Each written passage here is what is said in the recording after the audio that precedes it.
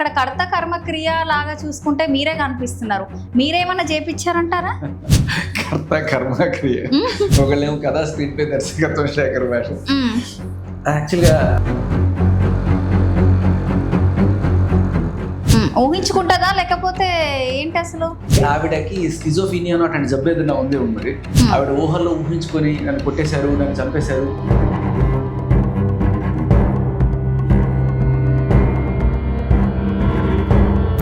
నేను ఎక్కడో ఇలా ఇంటర్వ్యూ చేసుకుంటూ ఉంటే ఆవిడ రౌడీలు తీసుకొని ఆ ఇంటర్వ్యూ చేస్తున్న చోటుకు వచ్చి అప్పుడు ఆవిడ వచ్చి ఆవిడ నన్ను కొట్టించి ఆవిడ బయటికి వెళ్ళిపోయి ఇమ్మీడియట్ గా నన్ను కొట్టేశాడు, నాకు ప్రాణహాని.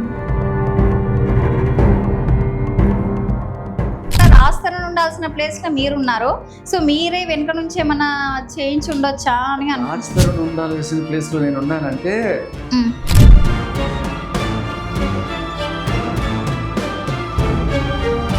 నాకు ఆ విషయం తెలిసిన పరిగెత్తుకుని వెళ్ళాను తప్ప ఇంకా ఈ కర్త కర్మకి అంటే 15 మందిని పంపించి ఆవిడ కొట్టించడం అనేది ఆవిడ ఊహల్లో ఊహించుకొని నన్ను కొట్టేశారు, నన్ను చంపేశారు ఇదంతా అనుకుంటే మనం ఏం చేస్తాం? అంటే ఇదంతా శేఖర్ భాష వల్ల జరిగింది అని అనుకుంటుందా? అంటే శేఖర్ భాష వల్ల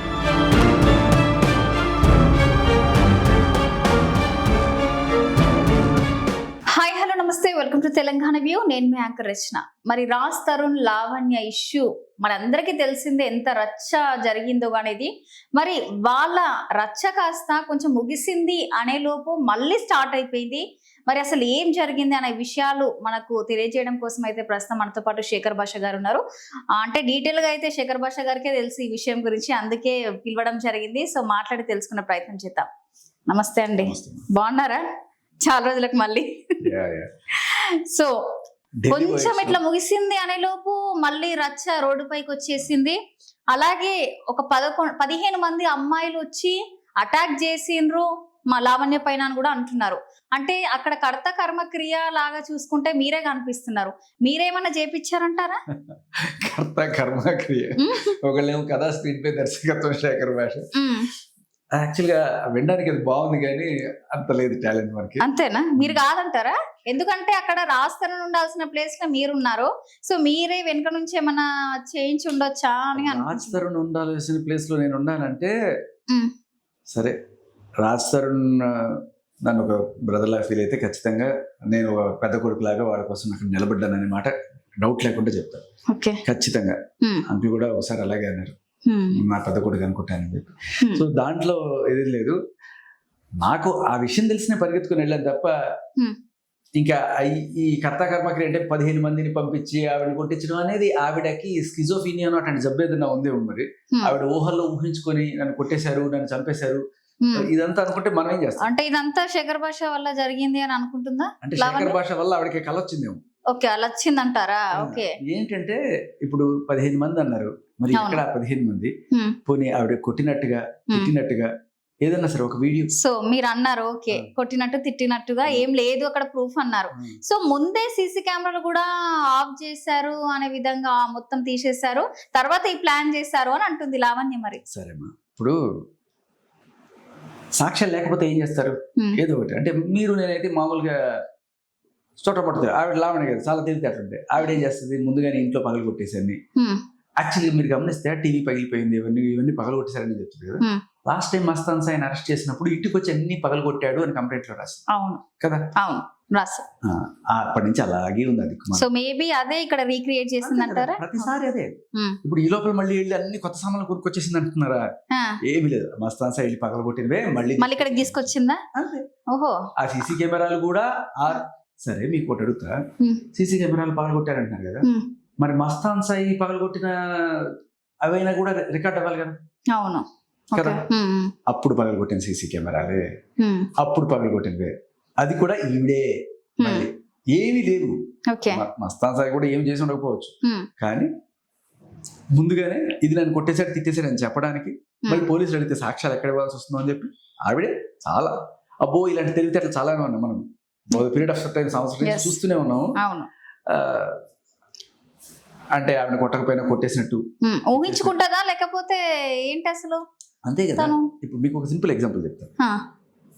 నేను ఎక్కడో ఇలా ఇంటర్వ్యూ చేసుకుంటూ ఉంటే ఆవిడ రౌడీలు తీసుకొని ఆ ఇంటర్వ్యూ చేస్తున్న చోటుకు వచ్చి ఓకే అప్పుడు అవును వచ్చి. ఎస్ ఆవిడ వచ్చి Hmm. ఆవిడ నన్ను కొట్టించి Hmm. ఆవిడ బయటికి వెళ్ళిపోయి ఇమ్మీడియట్ గా నన్ను కొట్టేశాడు, నాకు ప్రాణహాని, నువ్వు నా దగ్గరికి ఎందుకు రావాలి, నువ్వు నా దగ్గరికి వచ్చి నా మీద పడి ఇంత చేసి బయటికి వెళ్ళి మళ్ళీ ఈవిడ పోలీస్ కేసు పెడుతుంది నా మీద, అవును నేను కొట్టేస్తాను, నేను చంపేస్తాను. అవును. ప్రతి చోట కంప్లైంట్ మీరు గమనించండి. ఆ రోజు కంప్లైంట్లు కూడా నా ప్రైవేట్ పార్ట్స్ ఫస్ట్ వస్తుంది అనమాట. అంటే అమ్మాయిలకు కావాల్సిన సెక్షన్స్ ఏవేవైతే పడతాయో ఓకే ఆవిడకి చాలా క్లియర్ కట్గా తెలిసి, అంటే ఓవర్ పీరియడ్ ఆఫ్ టైం పాపం చాలా రోజుల నుంచి చేస్తుంది కాబట్టి ఆ రోజు మీరు గమనించండి.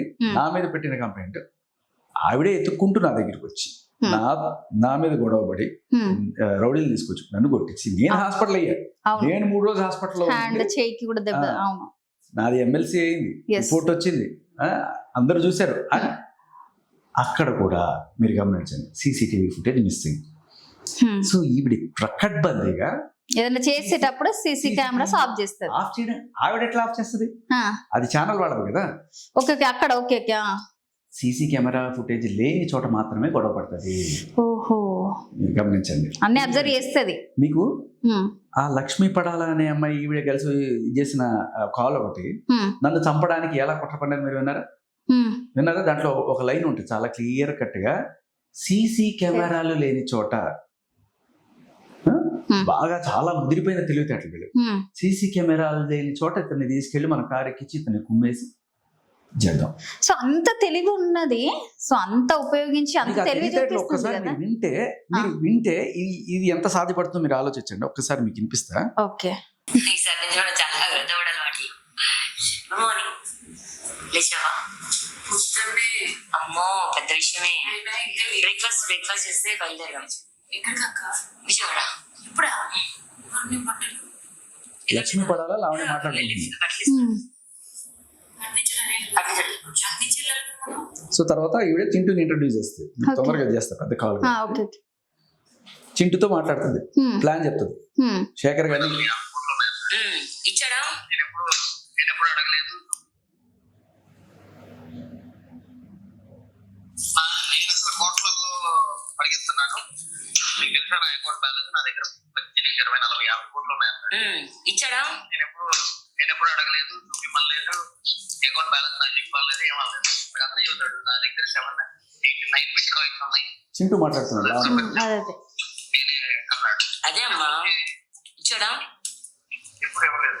ఇస్తానన్నాడు, అడిగాను, నాకు అర్థమైంది డ్రామా. నువ్వు చెప్పేది నేను అడిగిందని చెప్పు.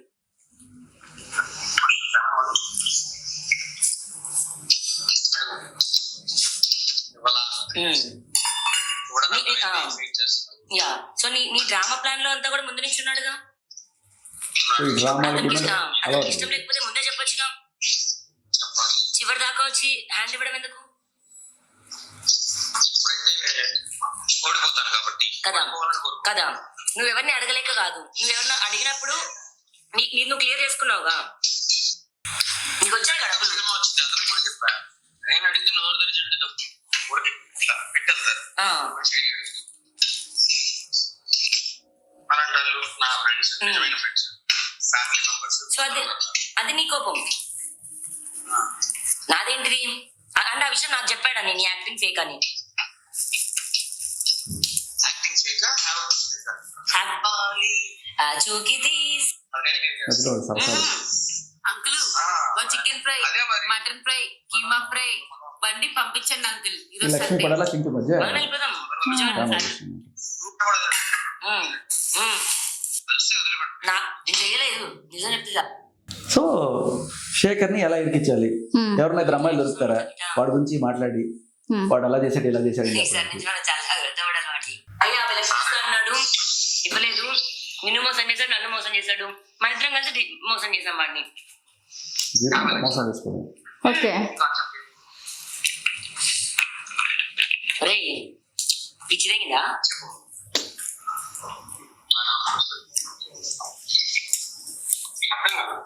ఇప్పుడు హిందీ డాక్యుమెంట్స్ పెట్టుకుంది ఎవడు? మధ్యలో చింటూ అనే వ్యక్తి ఎవరు? చింటూ అని అతను లావణ్య 2015 నుంచి ప్రియుడు. ఓకే అప్పుడు వీళ్ళిద్దరు కలిసి ఆ. షార్ట్ ఫిల్మ్స్ ఇవన్నీ కూడా చేస్తున్న వాళ్ళ వీడియోస్ కూడా ఉంటాయి మీకు వీడియో. ఓకే. తర్వాత ఆ షార్ట్ ఫిల్మ్స్ లో పరిచయం, తర్వాత డ్రగ్స్, ప్రేమ, వాళ్ళిద్దరు ముందు. ఓకే, ప్రేమ అనకూడదు బేసికలీ, ఎందుకంటే చిట్టు Okay. పెళ్ళైంది. Okay, okay. ఆయన కూడా ఆయనతో సంబంధం అవి కదా వింటున్నాం మనం, మంచం కోళ్ళ చప్పుళ్ళు ఇవన్నీ కూడాను. అవును. సో అలా నేను మీకు పంపిస్తా. పంపించండి. Okay, okay. ఏంటి ఏం లేదు, వాళ్ళు చాలా చాలా క్లియర్ కట్ గా స్కెచ్ వేసుకోవడంలో వాళ్ళు చాలా సిద్ధహస్తులు అనమాట. ఓకే, సో అంటే అలా చేసి చేసి చేసి అలవాటు అయిపోయింది. ఎలా చేయాలి, తర్వాత మనం ఏమంటారు సెల్ ఫోన్, ఆ టైంలో మన సెల్ ఫోన్లు వేరే చోట ఉండాలి, ఆ టవర్ ఇక్కడ ట్రేస్ కాకూడదు, ఇవన్నీ కూడా వాళ్ళకి బాగా తెలిసిన మనుషులు వీళ్ళంతా. ఓకే, కాబట్టి మీరు పెద్ద దాంట్లో వచ్చిన అంత అమాయకత్వం ఏం లేదు, 5 మంది కొట్టేశారు 10 మంది కొట్టేశారు అంటే ఏ సాక్ష్యాలు లేవు. ఇప్పుడు ఉంటే కనీసం ఎఫ్ఐఆర్ అయినది కదా, పోలీసులకు కావాల్సింది ఏంటి సాక్ష్యాలు. అవును. సో ఒక్క సాక్ష్యమైన ఇవ్వగలిగింది ఆవిడ. సో మరి ఆ రోజు వాళ్ళ పేరెంట్స్, ఆవిడ ఇంట్లో సీసీ కెమెరాలు లేవనుకున్నా, బయట సీసీ కెమెరాలు ఫుటేజ్ ఇవ్వాలి కదా. అవును. సో ముఖ్యంగా ఆ ఇల్లు ఎవరిదంటారు మీకు తెలిసిన ప్రకారం? మీరు ప్రతి ఒక్కటి చూస్తున్నారు, సో చాలా సపోర్ట్ గా ఉన్నారు రాజ్ తరుణ్ కి. సో ఆ ఇల్లు ఎవరిదంటారు? రాజ్ తరుణ్దే ఇల్లు, దాంట్లో డౌట్ లేదు. ఆవిడ కూడా చెప్తుంది కదా, రాజ్ తరుణ్ పేరు మీదే ఉంది. కాకపోతే నేను అప్పుడు అంత డబ్బులు ఇచ్చాను, ఇప్పుడు ఎంత డబ్బులు ఇచ్చాను, అంత డబ్బులు ఇచ్చానంటే మరి రాసుకో పత్రం ఏదో ఉండాలి కదా. అవును. అది తీసుకెళ్ళి నిజంగానే డబ్బులు ఇచ్చుంటే ఇదిగో అప్పుడు ఇంత డబ్బులు ఇచ్చాను, దానికి వడ్డీ 2 రూపాయలతో రూపాయతో ఎంతో అయింది, దానికి కలిపి ఎంత ఇవ్వాలి అని చెప్పి తీసుకో, దాంట్లో తప్పలేదు. నువ్వు అప్పిచ్చిన దానికి దీనికి ఏంటి సంబంధం? ఒకవేళ నిజంగా అప్పిచ్చింటే ఆ డాక్యుమెంట్ అయినా చూపించేది కదా, కానీ ఏమీ లేదు. ఇప్పుడు ఆవిడ చెప్పే ఇది చూడండి, ఏం చెప్తుంది, ఎవరో మంత్రి అట, ఆ మంత్రికి వీళ్ళు మంత్రి దగ్గర నుంచి వీళ్ళు డబ్బులు తీసుకున్నారట. ఓకే, ఈ డబ్బులు తీసుకున్నందుకు గాను ఈ హౌస్ పత్రాలు ఆయన దగ్గర పెట్టారట. ఓకే, ఏ మంత్రి, ఏమైనా ఐడియా ఉందా మీకు? ప్రస్తుతం ఉన్న మంత్రి అని ఇవాళ నాకు కొన్ని విషయాలు తెలుస్తుంది. పేరేమన్నా తెలుసా? అంటే తీసుకున్నారా లేదా అనేది కాదు, తెలీదు. ఈవిడ కాంటాక్ట్స్ లో ఉన్న దాంట్లో మంత్రికి ఏం సంబంధం లేదు. మంత్రి గారి మేనల్లుడు. ఓకే, మంత్రి గారి మేనల్లుడితో ఎప్పుడో మరి మన పోలీస్ ఆఫీసర్ చూసాం, ఒక లాయర్ని చూసాం, ఒక చింటూని చూసాం, ఒక మత్తం సాయి చూసాం, ఎంతో మంది దాంట్లో ఈయన కూడా శతకోటి లింగాల్లో ఒక బోర్డు లింగం లాగా పాపం ఆయన కూడా ఏదో ఒక టైంలో కాటేసి ఉంటుంది, ఆయన ఉన్నారని తెలిసింది. ఓకే, మంత్రి గారి మేనల్లుడు, ఆయనకి ఈవిడికి ఉన్న సంబంధాల దృష్ట్యా ఇప్పుడు ఏదో అడుగుంటది. ఎలా అంటే ఎప్పుడైతే ఈవిడ డ్రగ్స్ కేసులో ఇరుక్కుపోయి 45 రోజులు చెంచలు కూడా జైల్లో ఉండి, తర్వాత అంటే ఇరుక్కుపోవడం కూడా కాదు, రెడ్ హ్యాండెడ్ గా దొరికిపోయి ఆవిడ చేతిలో 4 గ్రాములు 5 గ్రాముల మెత్ అన్నీ దొరికింది. బట్ ఆవిడ నేను ఓపెన్ గానే చెప్పి నేను మస్తాన్ సైకిల్స్ డ్రగ్స్ చేస్తాను ఓపెన్ గానే చెప్పుకుంది. అంత అంటే మన రేవంత్ రెడ్డి గారి పరిపాలనలో డ్రగ్స్ అనేది అసలు రావద్దు అని చెప్పి ఆయన అంత గట్టిగా నేను చేస్తాను అని చెప్పిన నేపథ్యంలో మరి ఒక మనిషి తొడగొట్టి నేను ఇక్కడే చేస్తా, కావాలంటే జంక్షన్ లో పోయి డ్రగ్స్ చేస్తా, ఏం చేస్తాను?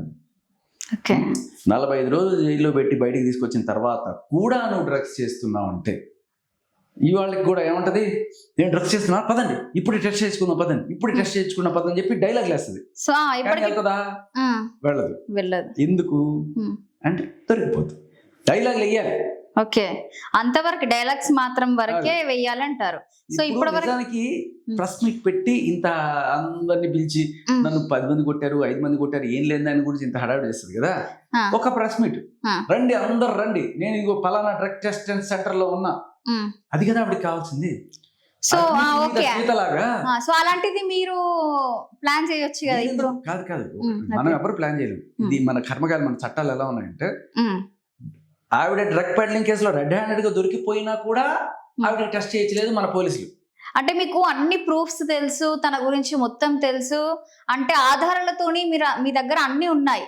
సో ఈ యొక్క విషయంలో కూడా మరి మీరు ముందుకు వచ్చే అవకాశాలు ఏం లేవంటారా? ఎందుకమ్మా, అదే రోజున మస్తాన్ సాయిని పట్టుకున్న రోజున మీకు ఒక చిన్న అనాలజీ చెప్తా. ఓకే, ఈవిడ రెడ్ హ్యాండెడ్ గా సికింద్రాబాద్ రైల్వే స్టేషన్ లో 5 గ్రాముల మెత్ పదార్థంతో దొరికిపోయింది. దొరికిపోయినప్పుడు ఈవిడ మీద కేసు బుక్ చేసి ఎక్కడి నుంచి తీసుకొచ్చావు నువ్వు అంటే నాకు చింటూ అనేవాడు ఇచ్చాడు. చింటూ అనేవాడు ఎవడు అంటే 2015 నుంచి మాకు లింకు, మేము ఇద్దరం సినిమాలు షార్ట్ ఫిల్మ్లు చేసుకునేవాళ్ళం. ఆ టైంలోనే మాకు డ్రగ్స్ అలవాటు. ఆ టైంలో ఎక్కడెక్కడి నుంచి వాడు పట్టుకొచ్చేవాడు, నేను ఇది ఎక్కువ ధరకి ఇక్కడ అమ్ముకునేదాన్ని, 500కి పట్టుకొస్తే నేను ఇక్కడ 5,000కి అమ్ముకునేదాన్ని, ఈ రకంగా నేను జల్సాల కోసం డబ్బులు ఇట్లా చేసుకుంటుంటాను అని చెప్పి మొత్తం కన్ఫెషన్ స్టేట్మెంట్ ఉంది.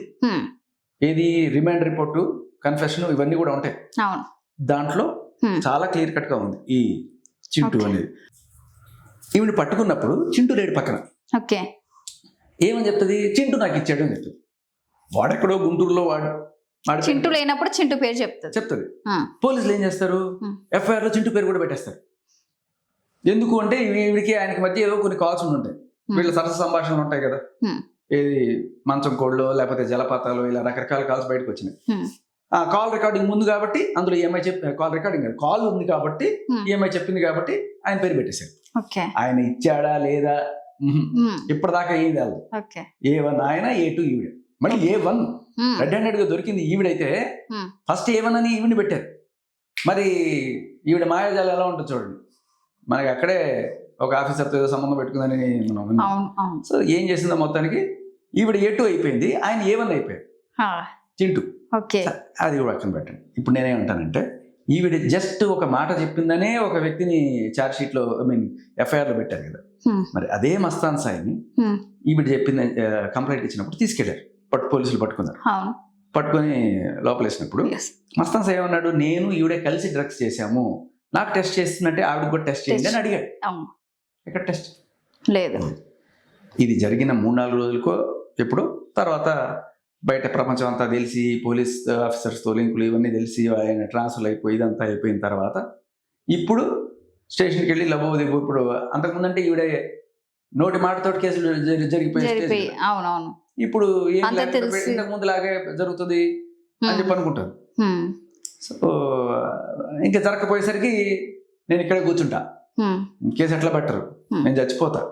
బెదిరించుడు చాలా సింపుల్ గా. ఇప్పుడు ప్రస్తుతం మస్తాన్ సాయి పరిస్థితి ఏంటి? జైల్లో ఉన్నాడు, బెయిల్ కోసం ట్రై చేస్తున్నారు. అంటే ఆ మధ్య ఊరేసుకుంటాను అని ఒక వీడియో కూడా రిలీజ్ చేయడం అప్పుడు ఈవిడ బాధ తట్టుకోలేక కదా. అదే. సో బేసికలీ ఏంటంటే ఈవిడికి ఇలా ఎన్నో లింకులు ఉన్నాయి. ఇప్పుడు మస్తాన్ సాయికి సపోర్ట్ ఎవరైనా ఉన్నారా? వాళ్ళ నాన్న అమ్మనే తప్ప. అంతేనా? ఓకే. ఎన్నో లింకుల్లో ఒక పోలీస్ ఆఫీసర్, ఒక swimming pool lawyer, Mastan Sai, ఒక చింటూ, ఇంకా చాలా మంది ఉన్నారు కదా. ఆ లిస్ట్ లో ఇప్పుడు ఇంకొకరు యాడ్ అయ్యారు, ఒక మంత్రి గారి మేనల్లుడు అన్నట్టుగా తెలుస్తుంది. ఈ మంత్రి గారి మేనల్లుడు మరి సపోజ్ ఏదో తెలుసో తెలియకో ఎప్పుడో ఒక కాంటాక్ట్ లో వచ్చిన లేకపోతే ఒక ఫోన్ కాల్ చేసిన, ఇప్పుడు చింటూ జస్ట్ ఒక ఫోన్ కాల్ మాట్లాడిన దానికి ఆయన ఎఫ్ఐఆర్ చేశారు కదా. సరే మంత్రి గారు కాబట్టి ఏదో కాస్త ఇది ఉండొచ్చు. కానీ నేను చెప్పేది ఏంటంటే ఒక బజారు దానికోసం, ఒక డ్రగ్స్ అమ్ముకునే దానికోసం దిగజారిపోయి ఆయన వచ్చి ఈవిడికి సపోర్ట్ చేస్తాను నేను అనుకోను. ఏదో కర్మగాలి ఎప్పుడో దాంట్లో ఏదో పబ్లో ఎక్కడో కలిసి ఒక పార్టీలో పరిచయం అయ్యి అది పెట్టుకున్నంత మాత్రాన ఇప్పుడు ఆయన కనుక ఈవిడికి సపోర్ట్ చేస్తే ఏకంగా ఆ మంత్రి గారి పరివే పోతుంది. ఈవిడ మార్కెట్లో ఎంత వాల్యూ ఉందో ప్రపంచం అందరికీ తెలిసి ఇప్పుడు ఇటువంటి స్టేజ్లో కనుక ఆ అబ్బాయి పొరపాటును కనుక వచ్చి రాజ్ తరుణ్ ఇల్లు నాది అని చెప్పి సపోర్ట్ చేసిన, ఓహో మహానుభావుడు నువ్వేనా నాయన, మంచిది అని చెప్పి అర్థమైపోద్ది. అండ్ అన్నిటికంటే దారుణం ఏంటంటే రేవంత్ రెడ్డి గారు ఎవరైతే అసలు డ్రగ్స్ మీద ఉక్కుపాదం మోపుదాము అని చెప్పి చెప్తున్నా మీ దీంట్లో మీ మంత్రి గారికి సంబంధించిన ఒక ఫ్యామిలీ మెంబర్ ఎప్పుడైతే వీళ్ళని సపోర్ట్ చేస్తారని చెప్పి తెలుస్తుందో ఇది ఇంకా దరిద్రంగా తయారవుతుంది. ఎందుకంటే ఇప్పటికే జనాలకి చాలా మంది డౌట్ ఏంటంటే ఇంత రెడ్ హ్యాండెడ్గా పట్టుబోయిపోయినా, ఇంత అందరికీ తెలుస్తున్నా, కళ్ళ ముందు కనబడుతుంది ప్రతిరోజు ఏ వీడియో కిందైనా సరే, ఇంకా ఈవిడ ఎందుకు అరెస్ట్ చేయలేదు, ఇంకా ఈవిడ ఎందుకు అరెస్ట్ చేయలేదు అంటే నిజంగా ఇట్లాంటి లింకులు ఏమైనా ఉన్నాయా అని చెప్పి ఎవరికి ఇప్పుడు దాకా నేను పేర్లు ఏమీ బయటపెట్టాను. నాకు విశ్వసనీయంగా తెలిసిన ఇన్ఫర్మేషన్ మాత్రమే నేను చెప్తున్నా. ఒకవేళ కనుక ఇటువంటిది ఏదైనా జరిగితే మాత్రం ఖచ్చితంగా ప్రభుత్వానికి కూడా చెడ్డ పేరు వస్తుంది.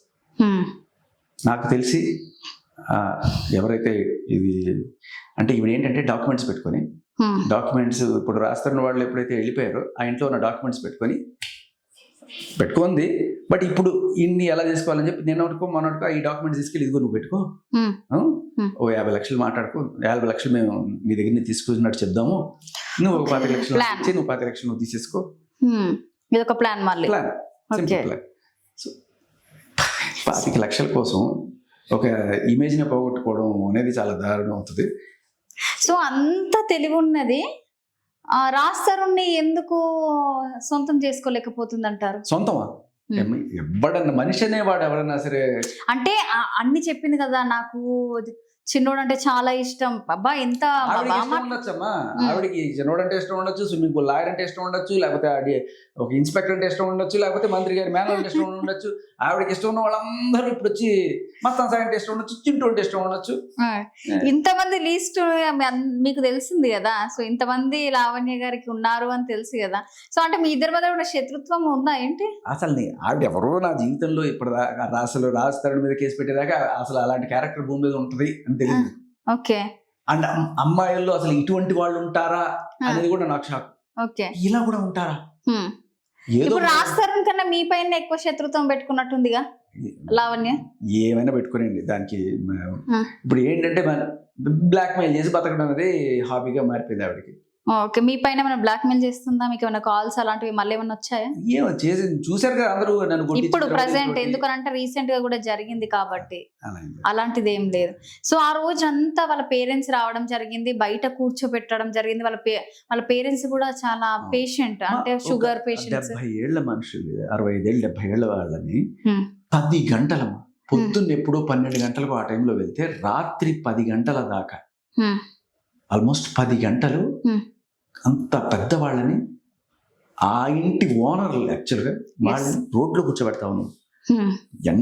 ఎండాకాలం ఎట్లా ఉంది, నడి రోడ్లో కూర్చోబెడితే పాప ఆయన ఆఖరి దీనికి పోవాలన్నా కూడా అక్కడెక్కడ లోపలి బాత్రూంలో కూడా వాడుకునేవాళ్ళు కనీసం. పోలీస్ వాళ్ళు వచ్చేదాకా నేను వెళ్ళనివ్వను అని కూడా చెప్పడం, పోలీసులు అక్కడే ఉన్నారు, అయినా కూడా వెళ్ళనివ్వలేదు. పోలీసులు అక్కడే ఉన్నారు, తేలాలంట. ఇప్పుడు నన్ను ఎవరు కొట్టారో తేలాలంట. ఇప్పుడు ఏంటి లోపలికి రానివ్వకుండా ఉండడానికి ఏదో ఒక డ్రామా చేయాలి. ఆ డ్రామా ఏంటి అంటే నన్ను ఎవరో కొట్టేశారు, నలుగురు కొట్టేశారు కాబట్టి ఈ కొట్టింది ఎవరో తేలితే గానీ వీళ్ళు లోపలికి రావద్దు అంటే అది తేలడానికి కోర్టులు ఇవన్నీ పోతే అప్పటిదాకా వాళ్ళు అక్కడ కూర్చొని ఉండాలన్నమాట. ఓకే, అంటే మరి ఏమన్నారు పోలీస్ వాళ్ళు? ఏమన్నారు వాళ్ళని బయట కూర్చున్న తర్వాత? ఏ సంబంధం లేదు, ఇది సివిల్ మ్యాటర్, మేము ఇన్వాల్వ్ మీరు ఏదైనా ఉంటే కోర్టుని తెచ్చుకోండి అని చెప్పి వీళ్ళకి చెప్తున్నారు. మేము తెచ్చుకోవడం ఏంటంటే ఓనర్ నేను, ఆవిడ ఉంటుంది, ఆవిడ తెచ్చుకోమండి. ఒకవేళ ఏదైనా లిటిగేషన్ ఉంటే ఆవిడకి ఏ రకమైన సంబంధం ఉంది? ఆవిడ నా కొడుకు పెళ్ళామా, లేదా నాకేమైనా కోడలు, ఎక్కడైనా ఏదైనా ప్రూఫ్ ఉందా? ఓ ఆధార్ కార్డు, పాన్ కార్డు, ఏదైనా సరే ఏమీ లేదు కదా. ఏం పెట్టుకొని అంటది అంటే కోర్టులో కేసు ఉంది, తేలని కోర్టు చెప్పని అప్పుడు రా. కోర్టు చెప్పినప్పుడు వీళ్ళు రావాలంట. కోర్టు చెప్పేదాకా ఈవిడే భార్యని ఈవిడ డిసైడ్ అయిపోద్ది. ఓకే, ఈవిడే భార్య డిసైడ్ అయిపోద్ది. At the same time judge ముందు ప్రమాణం చేసి, సార్ నాకు పెళ్లి కాలేదు, మస్తాన్ సాయి నన్ను పెళ్లి చేసుకుంటానని అడిగినప్పుడు నేను మనస్ఫూర్తిగా అంగీకరించానని జడ్జి ముందు చెప్తాడు. మన ముందు ఇట్లా చెప్తుంది. అదే బరిదెగించిన బజారు భాష మాట్లాడే మనుషులు వీళ్ళు. వీళ్ళకి ఏం చెప్తాం వీళ్ళ గురించి? అటువంటి పెంటని తెచ్చుకున్నది రాస్తాడు అనాలి. అసలు ఫస్ట్ చెప్తున్నా కదా, నేను 2-3 సార్లు ఓపెన్గానే తిట్టా, ఇంకెవరు దొరకలేదు అంటే ఎందుకు పోయా చచ్చిన పవన్ ఇంకా ఎవరు అనుకోరు కదా, ఎట్లా జడ్జ్ చేయలేరు వాళ్ళు. బట్ తొందరగానే బయటపడ్డాడు మనిషి. 10 ఏళ్ళు కాదు, కరెక్ట్ గా 1 సంవత్సరం 2 ఏళ్ళు, కరెక్ట్ 1 సంవత్సరం 2014 జనవరి 1 పార్టీకి గెలిచారు. 15కి చింటూ వచ్చేసాడు. అంతే, చింటూ మంచం కూడా స్టార్ట్ అయిపోయింది. ఓకే, అంటే తర్వాత వాళ్ళ పేరెంట్స్ లోపలికి వెళ్ళారు, పంపించారు. ఇప్పుడు మరి దాంట్లో మనం నిజంగా క్రెడిట్ ఇవ్వాల్సింది ఆవిడ మేఘన గారిని, ఒక యాక్టివిస్ట్ వచ్చారు. అప్పటిదాకా పోలీసులు అని చెప్తున్నారు, ఈవిడ వచ్చి గట్టిగా వేసుకుని పోలీసులను కూడా చూడలేదు. ఓకే, గట్టిగా పోలీసులతో మాట్లాడింది, ఈవిడతో మాట్లాడింది. ఇంకా ఇక్కడే ఉంటాం మేము, ఏం చేస్తారు, నువ్వు ఇక్కడే కూర్చోవాల్సి వస్తారు రాత్రంతా, వాళ్ళని కూడా మీరు కూడా ఇక్కడే కూర్చోవాల్సి వస్తుంది. మళ్ళీ పాపం టైం అవుతుంది కదా వాళ్ళకి, టైం అయ్యేటప్పటికి లపలపలు ఆడుతుంటది, ఎంతసేపు కూర్చుంటారు. అంతే. సో మొత్తానికి ఈఎంఐ చొరవ వల్ల నిజంగా ఈవిడ మనం మేఘన గారిని వెళితే మీరు ఆవిడని కూడా ఎంట్రీ చేయండి తప్పకుండా. సో తన వల్ల వాళ్ళిద్దరిని లోపలికి వెళ్ళాల్సి వచ్చింది. సో ఆ రోజు నైట్ మరి లావణ్య ఆ ఇంట్లోనే ఉందా? ఉంది. వాళ్ళ ఇప్పుడు దాకా అదే నడుస్తుంది. ఇప్పుడు ఆ ఇంట్లో రాజ్ తరుణ్ పేరెంట్స్, లావణ్య కూడా ఉంటున్నారు. లావణ్య కింద ఉంటుంది, Raj Tarun parents top floor లో ఉంటున్నారు. అవును, మళ్ళీ ఏమైనా డిస్టర్బెన్స్ ఏమైనా జరుగుతున్నాయి? 3 స్టోరీ ఇల్లు అన్నది. ఓకే, 3 స్టోరీ ఇల్లు ఫస్ట్ నుంచి అంతే. రాజ్ తరుణ్ పైన ఉండేవాడు. వీళ్ళు బ్రేకప్ అయిపోయిన తర్వాత కూడా లావణ్య అక్కడ వచ్చి ఉండడానికి కారణం ఏంటంటే వీళ్ళకి కొన్ని కుక్కలు ఉన్నాయి. సో ఆ కుక్కలను కూడా చంపేసింది అని కూడా అంటున్నారు. అది నిజమేనా? చంపేయడం అంటే అంత క్రూరంగా చేస్తారని నేను అనుకోను, కానీ డ్రగ్స్ తీసుకునే వాళ్ళు ఎప్పుడు ఏం చేస్తారో మనం చెప్పలేము. ఒక మనిషి ఎంత అంటే ఏదైనా ఎక్కడ సంబంధాలు పెట్టుకున్నా కుక్కల్ని చంపేద్దాం అంత దారుణంగా అయితే చేస్తుందని నేను అనుకోను. కానీ ఒక డ్రగ్స్ తీసుకునే వ్యక్తి ఎప్పుడు ఏం చేస్తాడో ఎవరికి తెలియదు. అవును. ఆ హాల్యూసినేషన్స్ ఉంటాయి వాళ్ళకి, ఏం Yes. చేస్తారో కూడా తెలియదు. అందుకని అటువంటి మనుషులతోటి ఏ అమ్మాయి అయినా అబ్బాయి అయినా సరే ఒక డ్రగ్స్ తీసుకున్నారంటే వాళ్ళతో నేను ఉండను అని చెప్పే కంప్లీట్ అధికారం ఎప్పటికైనా ఉంటుంది. మొగుడైనా ప్రియుడైనా లేకపోతే ఎవరైనా. ఎవరైనా సరే Hmm. I don't want this person in my life అంటే you should go out. Okay. అది నీ తప్పది, నువ్వు డ్రగ్స్ తీసుకోవడం. Hmm. నీ పెళ్ళామైనా కావచ్చు, ఏదైనా కావచ్చు, ఎవరైనా. వేరే ఏ అర్హత లేదంతే. ఇప్పుడు 498 ఐ మీన్ రాస్తారు మీద కేసు పెట్టావు, Hmm. తేలని అప్పుడు చెప్తుంది కోర్టు కోర్టులో డ్రగ్స్ కేసు ఉంది, తేలని నువ్వు డ్రగ్స్ కాలే. సో రెండు నీ మీద ఉన్న ఇదే కదా. కేసెస్. అది అంటే ఇప్పుడు మళ్ళీ తర్వాత వీళ్ళు ఏమైనా కేసు పెట్టడం జరిగిందా, రాస్తారు వాళ్ళ పేరెంట్స్ ఇలా చేసింది అని? వాళ్ళ ఆల్మోస్ట్ ఆ రోజంతా మీరు వాళ్ళ దగ్గరే ఉన్నారు. సో ఏమైనా కేసు పెట్టడం జరిగిందా? కేసులు ఏం పెట్టినట్టు ఏం గుర్తులేదు నాకు, మరి కనుక్కుంటా నేను. ఆ, అది అంటే అంటే ఉందా లేకపోతే మీరు దాచిపెడుతున్నారేమన్నా? కేసు గురించి కాదు, ఓకే ఓకే.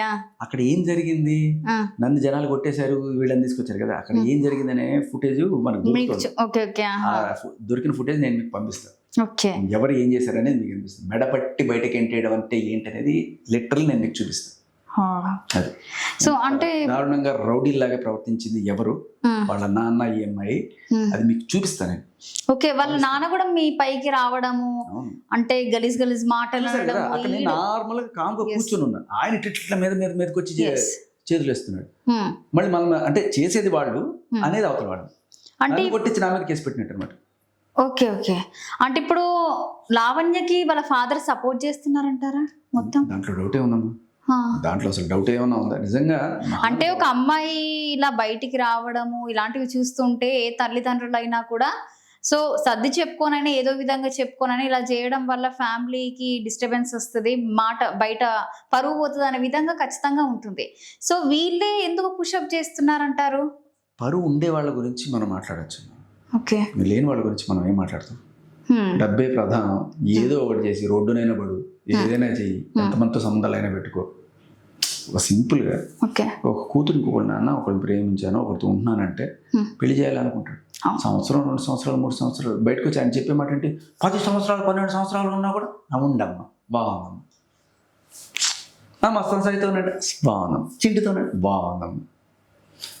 అదే తండ్రి అంటే చెప్పు తీసి కొట్టి నోరు మూసుకుని చెప్పి సంస్కారం నేర్పించాలి. అవును. అలాంటి వాళ్ళు ఉంటే ఇప్పుడు పాపి ఏక్ నెంబర్ అయితే బేటీ 10 నెంబర్ అన్నట్టుగా అంతే.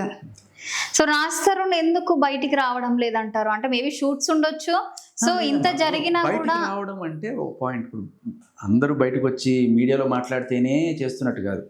Okay okay. అంటే అర్థమయ్యో, అంటే నార్మల్ గా ఇప్పుడు లావణ్య ఎలా చేస్తుంది అనేది మనం అందరం చూస్తున్నాము. అసలు విషయం ఏంటంటే ఆ సీన్ లోకి రాజ్ తరుణ్ ఎందుకు రాలేదని చాలా మంది అడుగుతున్నారు. ఇప్పుడు ఏమంటారంటే తల్లిదండ్రులు బయటికి అంతగా చేసినా కూడా రాజ్ తరుణ్ ఎందుకు వస్తలేడు? ఆ టైంలో నిజంగా రాజ్ తరుణ్కి వచ్చే పరిస్థితి లేదు, ఎందుకంటే ఆ టైంకి రాజ్ తరుణ్ ఆల్రెడీ చెన్నైలో షూటింగ్ లో ఉన్నాడు. అండ్ ఇంకొకటి ఏంటంటే ఇది రాజ్ తరుణ్కి కూడా తెలియకుండా వీళ్ళ నాన్న అమ్మ వెళ్ళిన విషయం. ఎందుకంటే కొడుకుకి ఎంత చెప్పినా ఇల్లు చేజారిపోతుందిరా అని చెప్పినా కూడా రక్షించుకోలేని భయస్థుడు, మనమే ఏదో ఒకటి చేయాలి లేకపోతే పాపం వీడు కష్టపడి సంపాదించుకున్నంత నీళ్ళ పాలైపోతుంది. దీనికి తోడు 4-5 కంప్లైంట్లు కూడా వచ్చినాయి ఆ ఇంటి మీద, ఇట్లా అసాంఘిక కార్యకలాపాలన్నీ జరుగుతున్నాయి, మేము చర్యలు తీసుకోవాల్సి వస్తుంది, ఇంటిని సీజ్ చేయాల్సి వస్తుంది, తర్వాత మీకు అది అంటే వాళ్ళ నాన్న అమ్మ ఆ వయసులో కూడా ఆ ఇంటిని రక్షించుకోవడానికి వాళ్ళు వచ్చారు. సో అంతే. ఇంకా రాకపోవడానికి మెయిన్ కారణం ఫస్ట్ చెన్నైలో ఉండడము, తర్వాత అయినా సరే మీడియా ముందుకు వచ్చి మాట్లాడకపోవడం. ఇప్పటి వరకు అయినా కూడా కనీసం ఒక వీడియో అయినా రిలీజ్ చేయాల్సింది. ఇప్పుడు ఏదైనా తప్పు అయినా ఒప్పు అయినా కూడా ఒక వీడియో ద్వారా కూడా ట్వీట్ చేస్తున్నారు, బయట పోస్ట్ చేస్తున్నారు కదా. సో ఆ విధంగా అయినా వస్తే బాగుండు అనే విధంగా. ఇప్పుడు ఈ రాజ్ తరుణ్ అక్కడికి రాకుండా ఉండడానికి కారణం ఇంకోటి కూడా ఏంటంటే ఈ అమ్మాయి ఇతని మీద కేసు పెట్టింది. డైరెక్ట్ ఎదురు పడ్డం అనేది కూడా కరెక్ట్ కాదు. ఇప్పుడు కేసు పెట్టినప్పుడు అసలు నాకేం సంబంధం లేదు అన్నట్టుగా రాజ్ తరుణ్ ఉన్నప్పుడు మళ్ళీ అక్కడికి వచ్చి నాన్న బూతులు తిట్టుకొని ఇవన్నీ కూడా ఆ చిల్లర పంచాయతీలు అవసరం లేదనుకున్నాడు, అందుకని రాలేదు. సో బేసికలీ కేసు ఉంది కాబట్టి రావడం అనేది కరెక్ట్. ఓకే. అంటే కోర్టులో తేల్చుకుందాం అనే విధంగా ఆలోచిస్తున్నారు రాజ్ తరుణ్. ఓకే. అంటే దీనికి ఏమైనా చెక్ పెట్టే అవకాశం ఏం లేదంటే ఒక 3 months గ్యాప్ వస్తుంది, మళ్ళీ తర్వాత ఏదో ఒక రచ్చ క్రియేట్ అవుతుంది, ఏదో ఒకటి జరుగుతుంది కదా. క్లైమాక్స్ వచ్చేసిందా?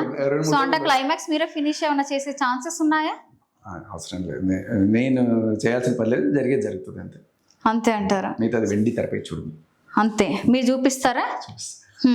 అంటే ఇంకొకటి చిన్న క్వశ్చన్. సో దీనికైతే క్లైమాక్స్ వచ్చేసిందని క్లారిటీ అయితే ఇచ్చేసారు. సో ఆ క్లైమాక్స్ కూడా చూద్దాము, మీరు ఎంత చూపిస్తారో, ఎంత ప్రూఫ్స్ తో బయటకు వస్తుంది అనేది అయితే వెయిట్ చేస్తాం. సో ఇంకోటి ఏంటంటే అగురి టాపిక్ పైన కూడా మీరు బయటకు వచ్చిండ్రు, మాట్లాడడం కూడా జరిగింది. సో ఒక్క నిమిషం, ఇదొక్కటి చెప్పండి. వెయిట్ చేస్తుంది. అవునా? మళ్ళీ మాట్లాడు. ఓకే. సో దీనికైతే క్లైమాక్స్ అయితే వచ్చేస్తుందని అయితే తెలిసి చెప్పడం జరిగింది. సో మీ సపోర్ట్ ఇంకా రాస్తారోనికి ఎప్పటికి ఉంటుంది అంటారా? ఇది ఒకటి చెప్పండి. సపోర్ట్ లేకపోతే ఇది కాదు, నేను ఫైట్ చేస్తున్నది తప్పుడు కేసులు పెడుతున్న అమ్మాయిలు, అంటే ఎస్పెషల్లీ ఆ సెక్షన్స్ 493, 376 అండ్ అలాగే 125 సెక్షన్, అంటే భరణం, ఇవన్నీ కూడా తప్పుడు వేలో అడుగుతున్న వాళ్ళు ఎవరైతే ఉన్నారో దానికి మన చట్టాల్లో చేసుకోవాల్సిన మార్పులు, అండ్ అలాగే మగవాడికి కోసం ఒక కమిషన్ రావాలి, పురుషుల కోసం పురుషుల కమిషన్, ఈ టీమ్స్ అనేవి రావాలి అని చెప్పి పోరాడుతాం. అందరు మగవాళ్ళు బాహుబలి సో ఉండరు. పురుషుల ఆనిముత్యం శేఖర్ భాష దానికోసంలో వచ్చిందే రాజ్ తరుణ్ అయినా, జానీ మాస్టర్ అయినా, ఎవరైనా సరే అంతే. సో రాజ్ తరుణే ఎందుకు ఎక్కువ ఫోకస్ అవుతుందంటే పదే ఈవిడ తెర మీదకి వచ్చి నేను అనగానే మన ప్రూఫ్లు తీసుకొని చూపించాల్సి వస్తుంది. సో అందుకని ఏంటంటే నేను రిపీటెడ్ గా ఇచ్చేస్తున్నాను అనిపిస్తుంది తప్ప నాకు ఇంకా చాలా పనులు ఉన్నాయి. మొన్న ఢిల్లీ వెళ్ళింది కూడా ఈ పని మీదే. పెద్ద 2000 మంది ఇట్లా జంతర్ మంతర్లో ధర్నా చేసి వచ్చాం. ఖచ్చితంగా మాకు పురుషుల కమిషన్ కావాలి ఢిల్లీలో. సో అయ్యే ఛాన్సెస్ ఉన్నాయా? అంటే సో మీరు అంత దూరం వెళ్ళారు, చాలా మంది కూడా అక్కడికి రావడం జరిగింది. అవుతుందా? సో అంటే పురుషులకి కూడా ఒక కమిషన్ వస్తుంది అని అంటే కూడా దానికి మెయిన్ కారణం మీరే అయ్యి ఉండొచ్చు. అలా వస్తే మంచిది. నేను క్రెడిట్ ఎవరికి వచ్చింది అనేది కాదు, న్యాయం కావాలి, రావడం అనేది ఇంపార్టెంట్. అది ఎవరికైనా తీసుకోండి, నీ వల్ల వచ్చింది అనుకోండి, ఆయన వల్ల వచ్చింది అనుకోండి, నాకు అది కాదు. పురుషులకు న్యాయం కావాలంటారు. అలాగా చాలా మంది ఉన్నారు. నేను ఒక్కడిని కాదు. నేను అక్కడికి వెళ్ళిన తర్వాత నాకు అర్థమైంది ఏంటంటే వేలాది మంది వచ్చారు అక్కడ, అన్ని రాష్ట్రాల నుంచి వచ్చారు. సో అది నేను తీసుకోవడం కూడా కరెక్ట్ కాదు. పాపం చాలా మంది ఫైట్ చేస్తున్నారు. అందులో నేను ఒక చిన్న డైమండ్, ఒక సముద్రంలో ఒక చిన్న చుక్క, నేను అంతేనా? Okay. Thank you so much Shekhar Bhasha గారు. మళ్ళీ కలుద్దాము. సో క్లైమాక్స్ తర్వాత మళ్ళీ కలుద్దాము. ఓకేనా? Thank you.